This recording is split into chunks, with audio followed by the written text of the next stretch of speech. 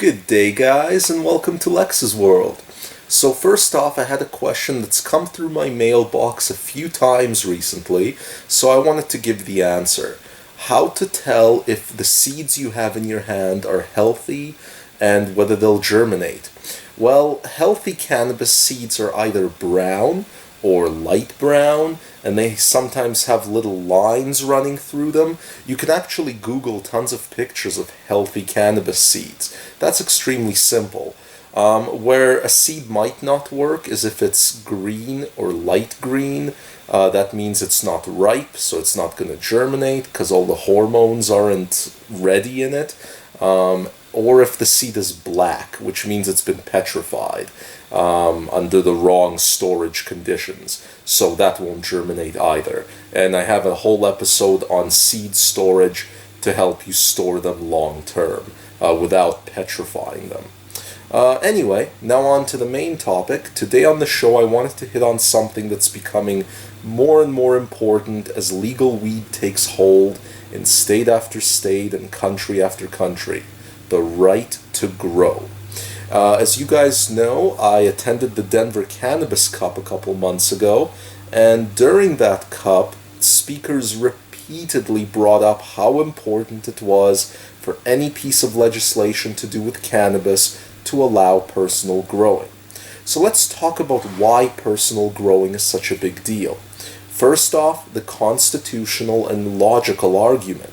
Humans should be allowed to grow a plant that exists in nature without any restrictions by the state, so long as it's for personal consumption and they don't plan on selling it. As long as you highlight the personal consumption, it's tough to argue with that rule. There's not a lot of problems with people keeping personal gardens or brewing their own beer and wine or anything like that, so long as they don't do it in bulk. So how is cannabis different? When you consider weed is both super common and a softer drug than alcohol, it just speaks for itself.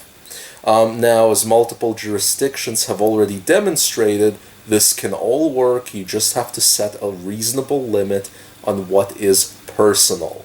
6 indoor plants, that's a good limit. 4 outdoor plants, that might also be a good limit so long as you know they're a reasonable size, not 10 pounds a plant that are like gigantic trees. Also, you can't really stop small-scale growing, so you may as well stop criminalizing it. But there's even more important reasons, systematic reasons, why legal personal growing is important. Right now, as I'm filming this, there are governments starting to explore the future prospects of legalization and playing with the idea of legalizing it, but monopolizing the production or distribution, either through government directly or a very small number of licensed producers, commercial growers. Now, these monopoly models for weed are, of course, terribly unpopular, often corrupt, and as the last 80 years have shown us with alcohol, completely inefficient and destined for eventual failure and privatization. Almost every jurisdiction that started out with alcohol that way abandoned that path for good reasons. Personal growing is the counterweight to a poorly run government monopoly, guaranteeing that there's a proper, low-cost supply of weed no matter what. If a government-run monopoly fails to produce good quality weed with a fair variety at reasonable prices, people should be allowed to grow their own to offset that.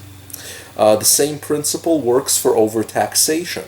As legal weed rolls out, governments are playing with the tax rates on the sale and on the commercial growing.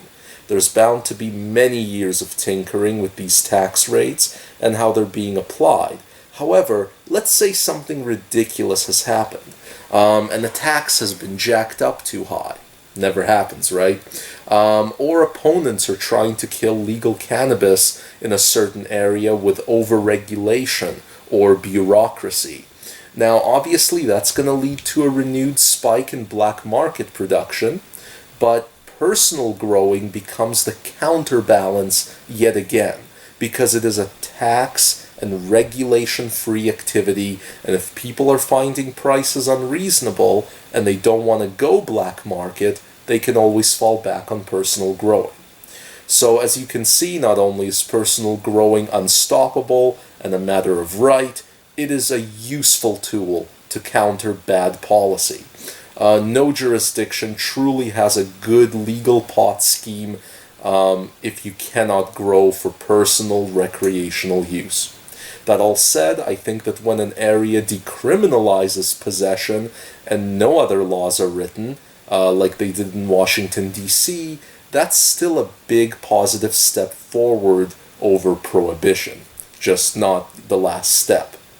And that's it. That's the show for the day. I hope you guys liked it. If you did, be sure to subscribe and hit that like button. See ya.